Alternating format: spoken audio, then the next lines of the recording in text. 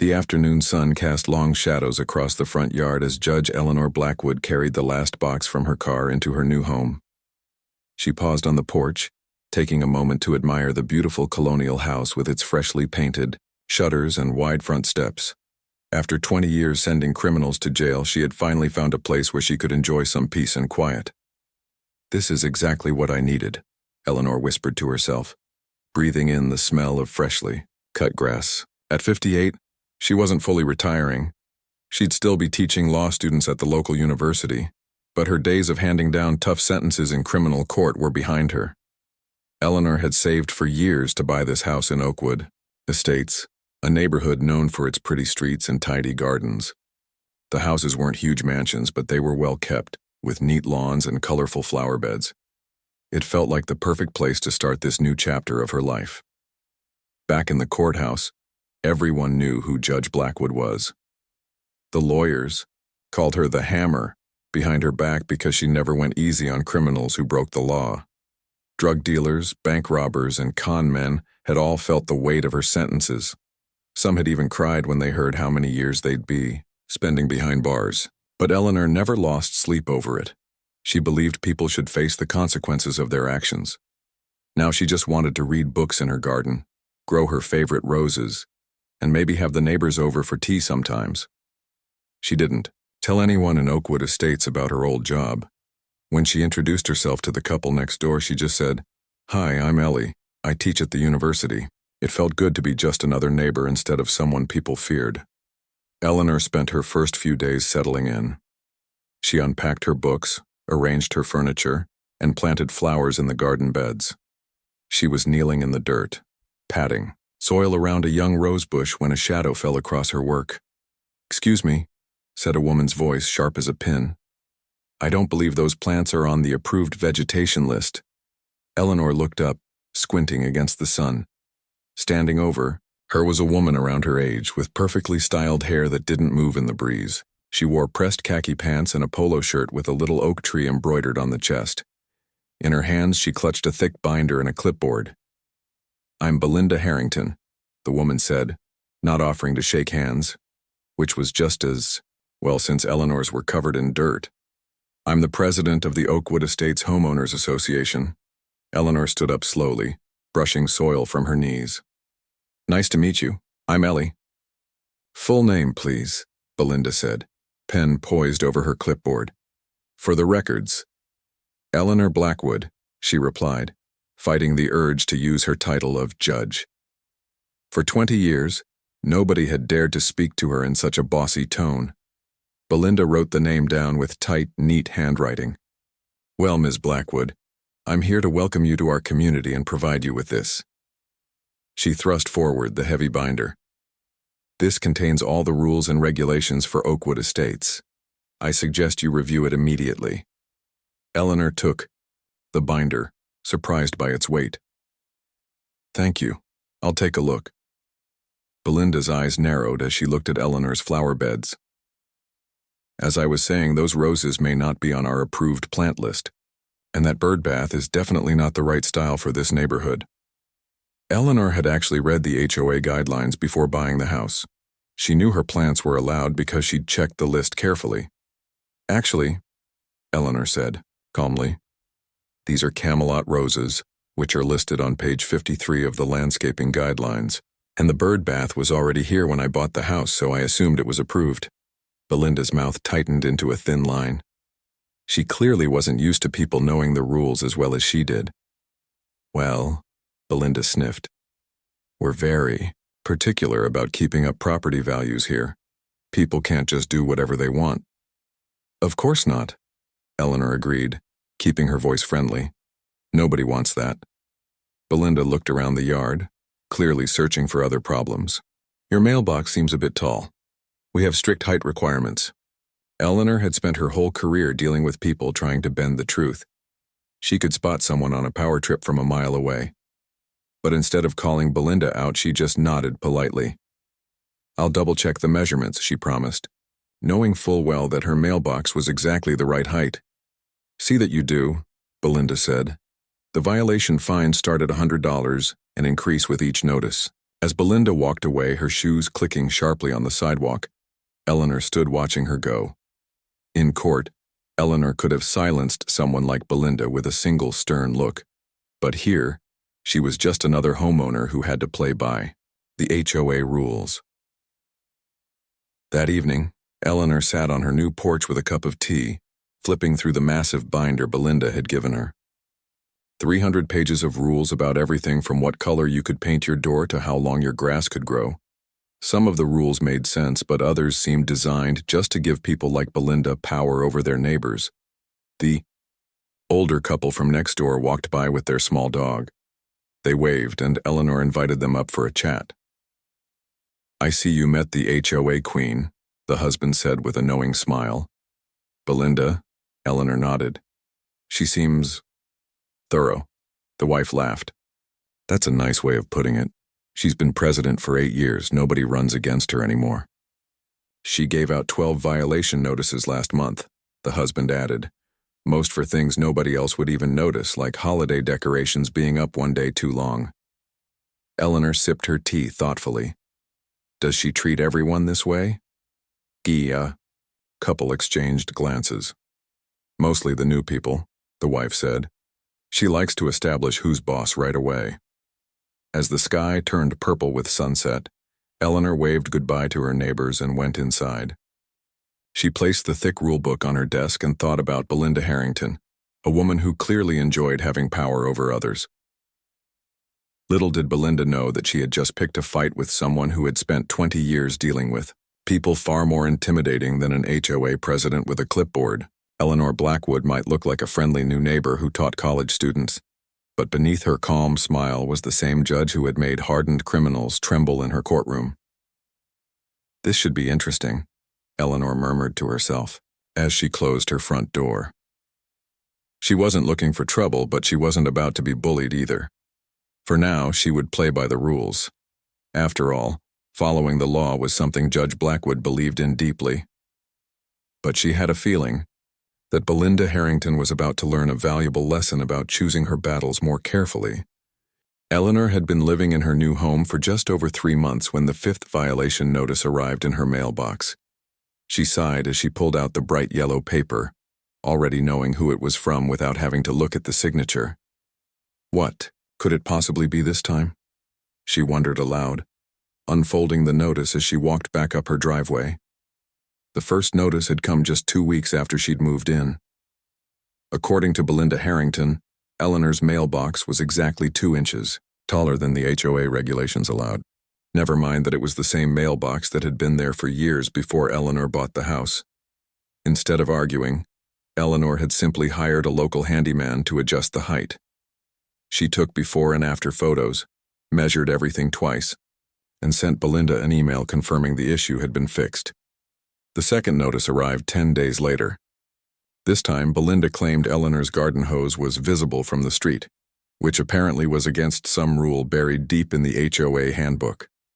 Eleanor had bought a decorative hose holder and made sure to coil up her hose after each use. The third and fourth notices were even more ridiculous. One complained about her wind chimes being excessively audible during afternoon hours. The other claimed her bird feeder was attracting nuisance wildlife to the neighborhood. Eleanor had addressed each complaint calmly and politely, always, documenting her compliance with photographs and referring to the specific page numbers in the HOA rulebook.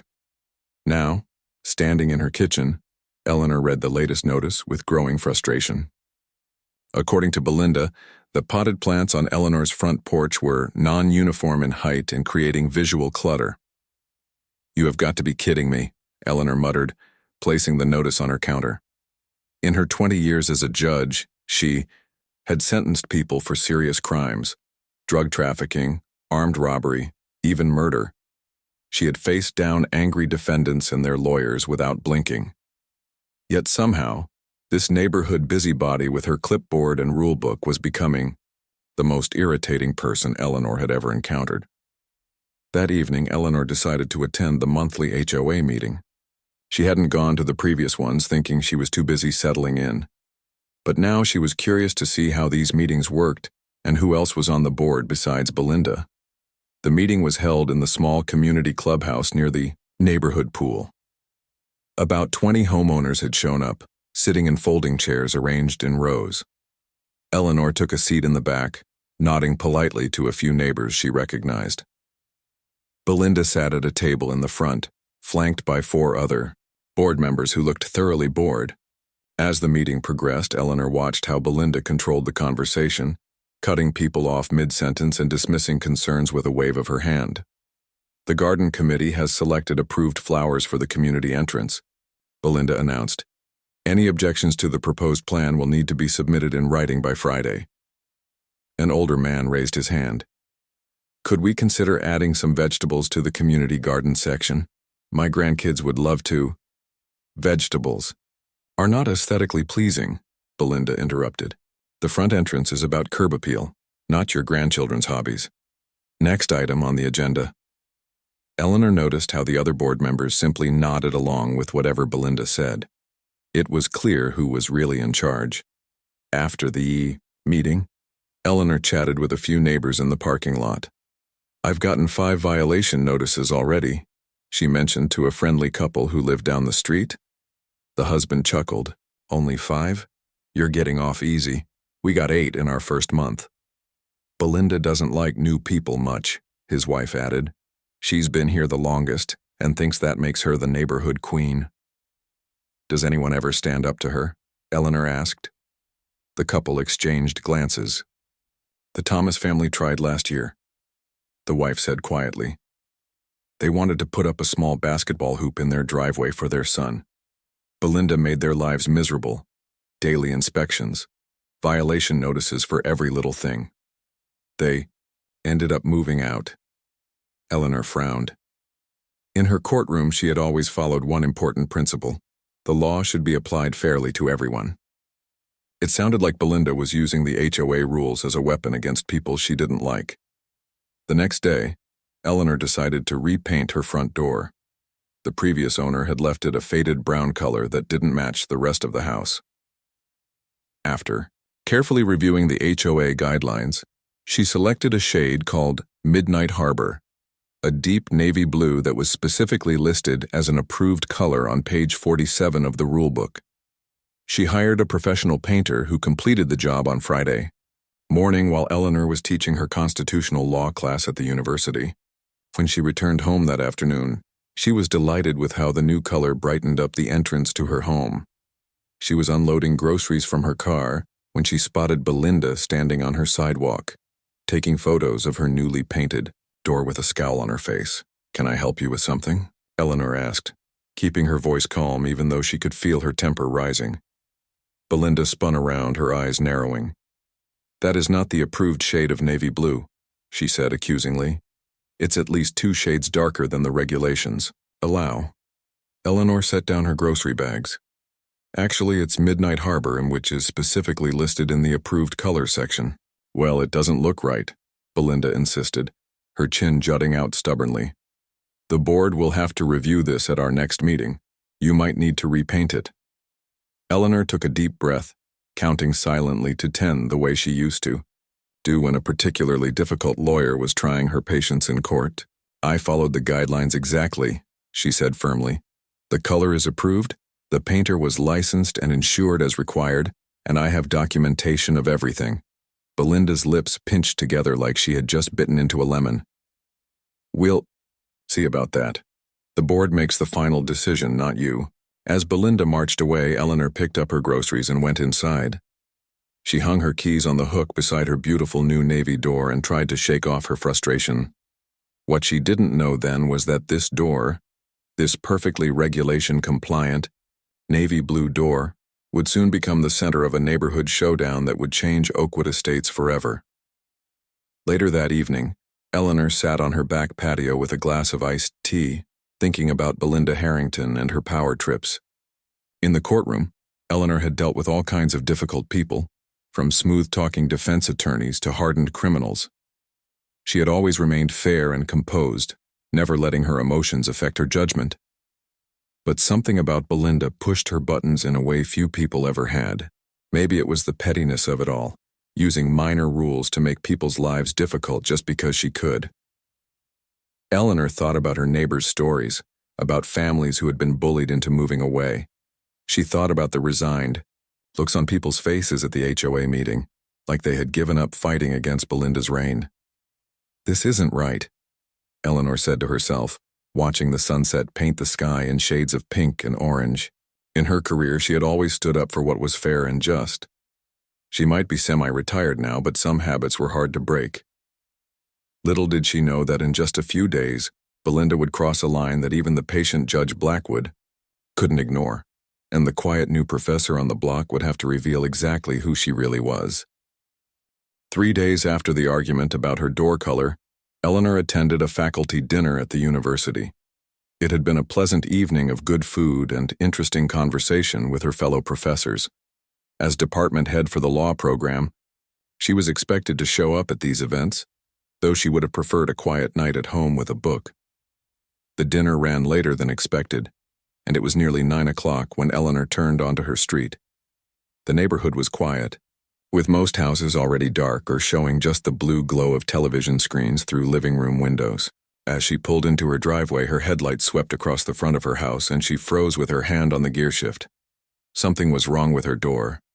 Eleanor stepped out of her car slowly, hardly believing what she was seeing. Her beautiful navy blue door was now streaked and splattered with white paint. It looked like someone had flung it wildly across the wood, creating an ugly mess that dripped down onto her welcome mat. "What in the world?" she whispered, moving closer. For a moment, she wondered if it was some teenage prank. But then she noticed a piece of paper taped to her mailbox. She pulled it off and read the message written in neat, familiar handwriting. Repaint to approved color within 48 hours or face daily fines. Eleanor stood very still, the note trembling slightly, in her hand.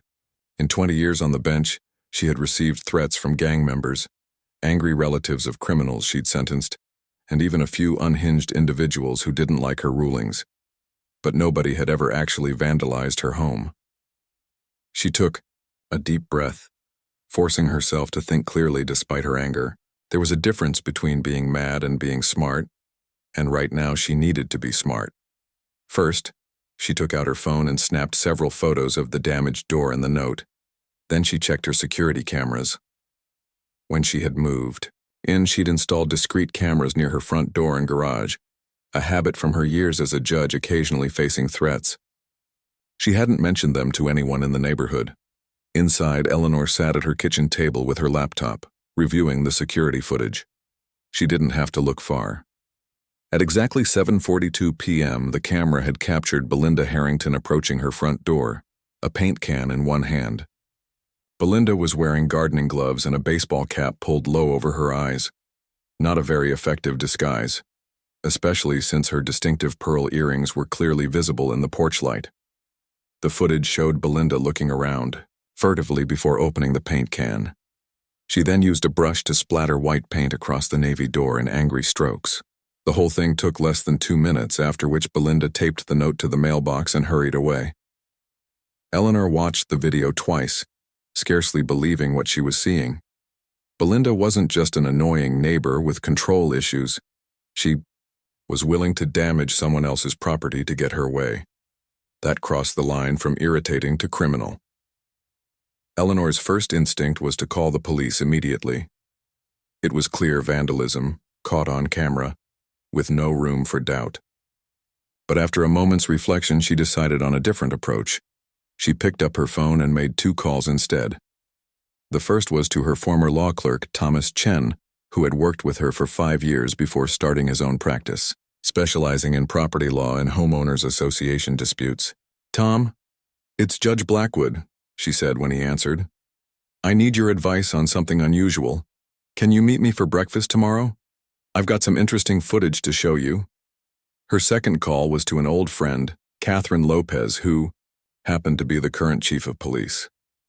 They had known each other for 20 years, ever since Catherine was a rookie officer testifying in Eleanor's courtroom. "Kathy, it's Eleanor. I'm sorry to call so late, but something's happened that I think you should see. Any chance you could join me for breakfast tomorrow?"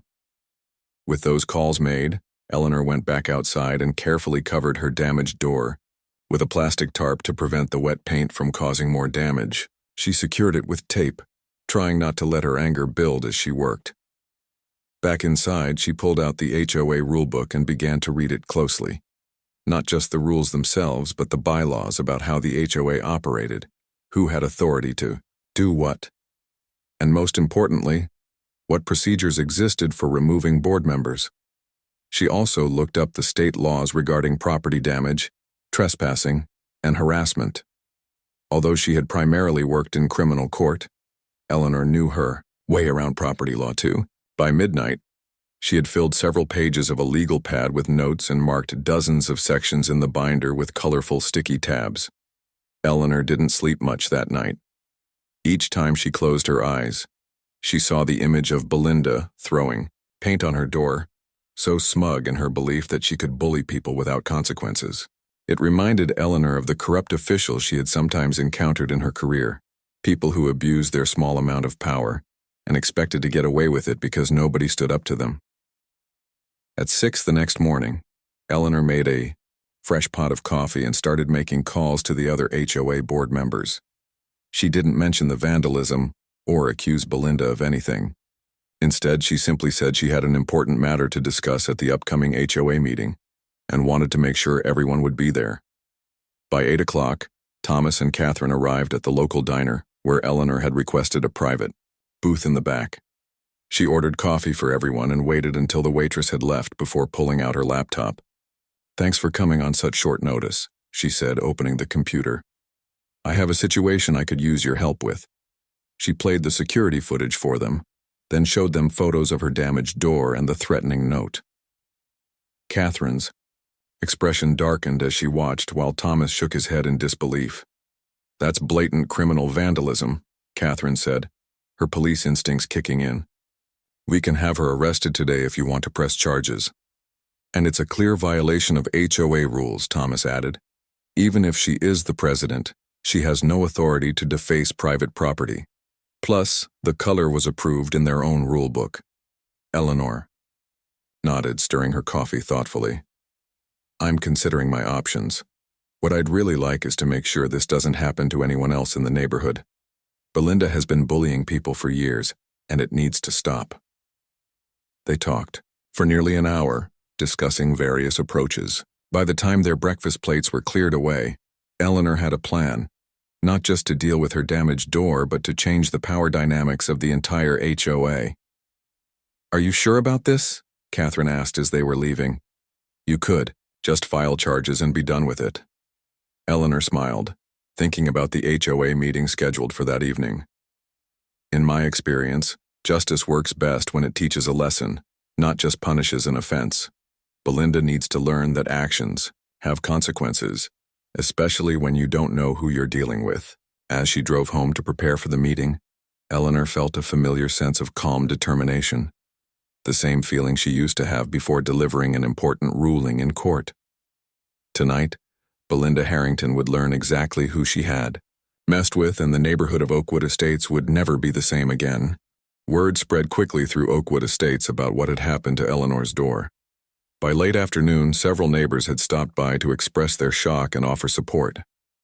Nobody directly accused Belinda, but the knowing looks they exchanged said plenty. "I've never seen so many people planning to attend an HOA meeting," said the older gentleman who lived next door, leaning on his garden rake. "Usually it's just Belinda and her little group of followers." Eleanor smiled. "Sometimes it takes something dramatic to get people's attention." As 7 o'clock approached, Eleanor dressed carefully. Instead of the casual clothes she typically wore around the neighborhood, she chose a navy blue suit, ironically almost the exact shade of her vandalized door. It was what she used to wear to deliver important rulings, and it still fit her perfectly. She pulled her silver hair into a neat bun and added simple pearl earrings. Looking in the mirror, she could see Judge Blackwood staring back at her. Not just Eleanor, the new neighbor who taught at the university. She packed her evidence into a leather portfolio case and drove the short distance to the community center. The small parking lot was overflowing, with cars lining both sides of the street. Inside, the usual arrangement of 20 chairs had been supplemented with extras, and people were still squeezing in, some standing along the walls. Eleanor spotted Thomas, her former clerk, sitting quietly in the back corner. He gave her a slight nod. She also noticed Catherine, the police chief, standing near the door in plain clothes, looking like any other homeowner. Eleanor took a seat in the front row as Belinda called the meeting to order. The HOA president looked slightly flustered by the unexpected turnout but quickly regained her composure. "We have a full agenda tonight," Belinda announced, shuffling her papers importantly. "Let's start with old business from last month." For 30 minutes, Belinda droned on about landscaping schedules and pool maintenance costs. Several times she glanced nervously at the unusually large crowd, who listened with barely concealed impatience. The other 4 board members sat beside her at the table, looking uncomfortable. Finally, Belinda reached the new business portion of the meeting. Now, for those who've joined us for the first time tonight, we typically handle new business in writing, submitted 2 weeks in advance. Eleanor raised her hand. Belinda pretended not to see her at first, but when several people pointed and murmured, she reluctantly acknowledged her. "Yes, Ms. Blackwood. Do you have a question about procedure?" Eleanor stood, her voice clear and steady. "I'd like to address the board regarding the vandalism of my property that occurred this past Tuesday evening." A hush fell over the room. Belinda's face tightened. "If this is about your non-compliant door color, we have that on the agenda under violations." "Actually," Eleanor continued calmly, "this is about criminal vandalism, trespassing, and destruction of property." She stepped forward and placed her leather portfolio on the table. Opening it, she removed color photographs of her damaged door and laid them out where everyone could see. 3 days ago, someone threw white paint across my front door and left a threatening note. She placed the note, now sealed in a clear plastic bag, beside the photos. "Fortunately, I have security cameras installed at my home." Belinda's face paled visibly. A collective murmur ran through the crowd. Eleanor took out her tablet and set it on the table facing the board members. "This footage clearly shows who vandalized my property." She pressed play. The board members leaned forward to watch. The room was utterly silent as the video showed Belinda approaching Eleanor's door with a paint can, looking around furtively, then deliberately splattering paint across the door before taping the note to the mailbox. One of the board members, a quiet man who rarely spoke up at meetings, removed his glasses and rubbed his eyes. "Belinda, is this real? Did you actually do this?" Belinda's face flushed red. "She's been non-compliant with multiple violations. That door color was not approved." "Actually," Eleanor said, pulling out the HOA rulebook, "the color Midnight Harbor is specifically listed on page 47 as an approved exterior color. I followed the rules exactly." Another board member, a middle-aged woman, shook her head in disbelief. "Even if the color wasn't approved, Belinda, you can't just vandalize someone's property." Belinda looked around the room, clearly searching for allies and finding none. "I was just enforcing the rules. That's my job as president." "Before we continue," Eleanor said, her voice taking on a more formal tone, "I should properly introduce myself to everyone." She stood a little straighter and something in her posture changed.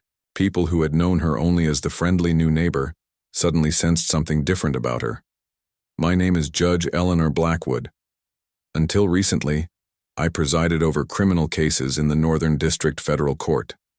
I've spent 20 years on the bench, handling everything from property disputes to major felonies." The room fell completely silent. Several board members exchanged alarmed glances. Someone in the back whispered, "The hammer? That Judge Blackwood?" The color drained from Belinda's face as the implication sank in. She wasn't dealing with just any homeowner. She had vandalized the property of one of the most respected and feared judges in the state. "Chief Lopez," Eleanor said, nodding toward Catherine at the back of the room, "has reviewed this evidence. The police department is prepared to file criminal charges for vandalism, trespassing, and property damage." Catherine stepped forward, no longer just another neighbor, but clearly in her role as chief of police. "That's correct.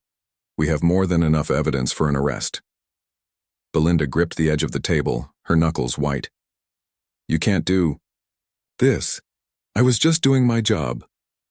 "Your job," Eleanor replied evenly, "does not include damaging private property. Even as HOA president, you're still subject to the law." The quiet board member cleared his throat. What happens now?" That depends, Eleanor said. I'm prepared to offer an alternative to criminal prosecution if Ms. Harrington and the board are amenable. She removed a document from her portfolio. My attorney, Mr. Chen, has prepared a resolution that I believe would benefit the entire community, not just address my personal situation. Thomas stood up and walked to the front, handing copies of the document to each board member. As a former law clerk who had worked with Judge Blackwood for years, he knew exactly how she operated. Always thorough, always fair, but never to be underestimated. Belinda stared at the document in front of her, her hands shaking slightly. This is ridiculous. You can't just come in here and dictate terms to us. Actually, one of the other board members said, quickly scanning the document. These suggestions make a lot of sense. I've been concerned about some of our procedures for a while now. Another board member nodded. I think we should consider this carefully. Eleanor stood quietly, her hands clasped in front of her. The room remained silent as the board members read through the document. 20 years of commanding respect in a courtroom had taught her the power of silence. People would often fill it by agreeing with you just to break the tension. Finally, Belinda looked up, her face a mixture of anger and defeat. And if I refuse to agree to these terms? Eleanor's voice remained steady. Then I will proceed with pressing criminal charges, and Mr. Chen will file a civil lawsuit tomorrow morning for damages. The quiet board member, who had been reading the document carefully, looked directly at Belinda. I think we should vote on this now. All in favor of accepting Judge Blackwood's resolution, raise your hand. Every hand on the board went up except Belinda's. The crowd broke into spontaneous applause. Eleanor allowed herself a small smile. It wasn't about winning or revenge, it was about justice and making sure no one else in the neighborhood would have to deal with this kind of bullying again. Thank you, she said simply. I believe we can all move forward from here in a more positive direction. As the meeting continued, Belinda sat silently, staring down at the table. The balance of power in Oakwood Estates had just shifted dramatically, and everyone in the room knew it. The next morning, Eleanor sat on her front porch with a cup of coffee, watching as a professional painter carefully restored her navy blue door. The white paint splatters were gone, and with each stroke of Midnight Harbor, her home was returning to the way it should be. News of what had happened at the HOA meeting spread through Oakwood Estates like wildfire. Neighbors who had never spoken to Eleanor before stopped by to introduce themselves, often bringing small gifts, homemade cookies, potted plants, and once, hilariously, a brand new doormat that read, "Come back with a warrant." People have been wanting to stand up to Belinda for years, explained the elderly lady who lived across the street, settling into the chair beside Eleanor's. Nobody expected the person who finally did it would be a federal judge. Eleanor smiled. Former federal judge, I'm just a law professor now. Still, the woman said, it was something to see. I've lived here for 15 years and I've never heard the community center so quiet as when you showed that video. The resolution that Eleanor had proposed and the board had approved was comprehensive. Belinda would step down from the HOA board immediately. She would personally pay for the professional restoration of Eleanor's door and any associated costs. The HOA would revise its bylaws to require documented evidence for violations and establish a fair appeals process. Most importantly, Belinda would perform 200 hours of community service beautifying public spaces in the neighborhood. Do you think she'll actually do the community service? The neighbor asked, watching as the painter packed up his supplies. I believe she will, Eleanor replied. The alternative is facing criminal charges. Thomas made that very clear in the agreement she signed. Sure enough, the following Saturday, residents of Oakwood Estates were treated to the unusual sight of Belinda Harrington planting flowers in the community park. She wore gardening gloves, old jeans, and a wide-brimmed hat that partially hid her face. Her usual clipboard was nowhere to be seen. Eleanor didn't go out of her way to watch Belinda work, but she did make a point of walking through the park during her morning stroll. When their paths crossed, she nodded politely. The petunias look nice, she commented, gesturing to the freshly planted flowers. Belinda looked up, her face flushed from the work. For a moment, Anger flashed in her eyes, but then something else replaced it. Perhaps a grudging respect. "Thank you," she said, stiffly. "I've always had a good eye for color combinations." "Yes," Eleanor agreed. "When used for creation rather than destruction, it's quite a talent." She continued on her walk, leaving Belinda to reflect on that observation. In the weeks that followed, the HOA newsletter announced a more collaborative approach to community standards, and neighbors who had rarely spoken to each other began exchanging greetings and stopping for casual conversations. The board elected a new president, the quiet man who had called for the vote that night, and he immediately formed committees to review and simplify the massive rulebook. Eleanor was invited to join the bylaws revision committee, but she politely declined. "I'm happy to offer advice when asked," she told them, "but I think it's better if I'm not directly involved." What she didn't say was that she wanted to protect her privacy. Once people learned she was Judge Blackwood, they began approaching her with all sorts of legal questions, from disputes with contractors to traffic tickets to divorce advice. She gently but firmly redirected them, sometimes recommending good attorneys when appropriate. "I'm not practicing law anymore," she would explain, "and even when I was a judge, not someone's personal lawyer." 6 months after the infamous HOA meeting, the neighborhood held its annual summer block party. The event had traditionally been a rather formal affair organized by Belinda, with strict rules about what foods people could bring and where they could sit. This year, it was a genuinely relaxed celebration. Children played games on the community center lawn. Adults chatted in groups under shade trees, and tables overflowed with potluck dishes from different cultures and traditions. Belinda attended, keeping mostly to herself, but occasionally joining conversations when invited. During the party, Eleanor finally unveiled her backyard garden, a project she had been working on quietly since she moved in. She had transformed the space into a peaceful retreat, with winding stone paths, carefully tended roses, and a small koi pond that reflected the sky. Neighbors wandered through, admiring the garden's beauty and tranquility. Near the back, partially hidden by flowering shrubs, stood a simple stone bench. Several people noticed the words carved into its base. "The life of the law has not been logic. It has been experience." Oliver Wendell Holmes noted a retired history teacher who recognized the quote. "One of the great Supreme Court justices." Eleanor nodded. He understood something important, that laws are meant to serve people, not the other way around. Rules should make life better, not more difficult. The teacher glanced toward the front of the garden where Belinda could be seen admiring some yellow roses. "Do you think she's learned that lesson?" Eleanor watched as Belinda gently touched a rose petal, careful not to damage it. "I think she's beginning to. Some lessons take time to sink in." Later, as the party wound down and guests began to leave, a young couple who had recently moved in approached Eleanor. "We heard about what happened with the HOA before we bought our house," the woman said. "Everyone told us how you changed things around here.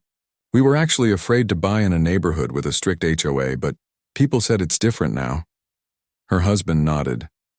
"Our last neighborhood had a terrible HOA president who made everyone's lives miserable. We were so relieved to find this place."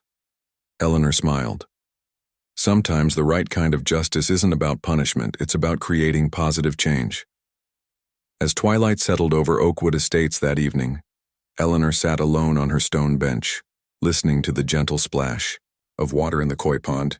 She thought about the strange journey that had brought her here, from the high-pressure world of federal court to this quiet suburban neighborhood, where she had unexpectedly found herself dispensing justice once more. A few houses away, she could see Belinda in her own garden, pruning roses in the fading light. The former HOA president moved methodically, treating each plant with care and attention. Perhaps, Eleanor thought, Belinda had finally found a more positive way to channel her need for order and control. When a neighbor walking by asked Eleanor if she regretted moving to Oakwood Estates given her difficult welcome, she considered the question carefully before answering. "In my experience, Gelauer," she said, gazing at the peaceful neighborhood around her, The most valuable communities aren't those without conflict, but those that learn to resolve it fairly. The neighbor nodded thoughtfully. Well, we're certainly glad. You chose our neighborhood, Judge Blackwood. Eleanor smiled. Please call me Eleanor. Or just Ellie if you prefer. The judge is semi-retired these days. But as she watched the last golden light of day fade from the sky, Eleanor Blackwood knew that some parts of who we are never truly retire. They just find new ways to make the world a little more just, one small corner at a time.